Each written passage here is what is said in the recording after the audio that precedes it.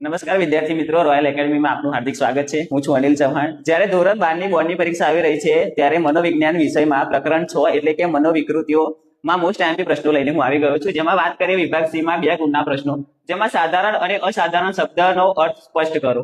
ત્યારબાદ અસાધારણ વર્તન માટેના 4 ડીએસ ના નામ જણાવો। દબાણયુક્ત વિચાર અને દબાણયુક્ત ક્રિયા વચ્ચેનો તફાવત શું છે? પછી વારસો અને મનોવિકૃતિ વચ્ચેનો સંબંધ જણાવો।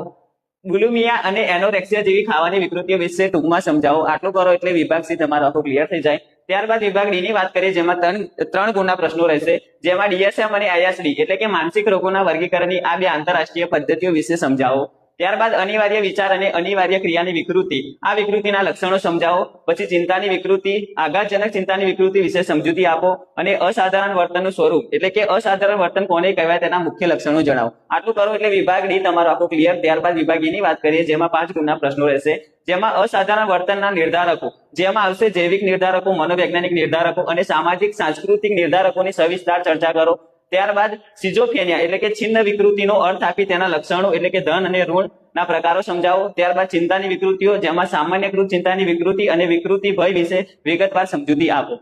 આટલું કરો એટલે પ્રકરણ 6 તમારું આખું ક્લિયર થઈ જાય। આના સિવાય જો તમે કોઈ પણ પ્રકારના આઈએમપી જાણવા માંગો છો તો કોમેન્ટ બોક્સમાં જણાવી શકો છો।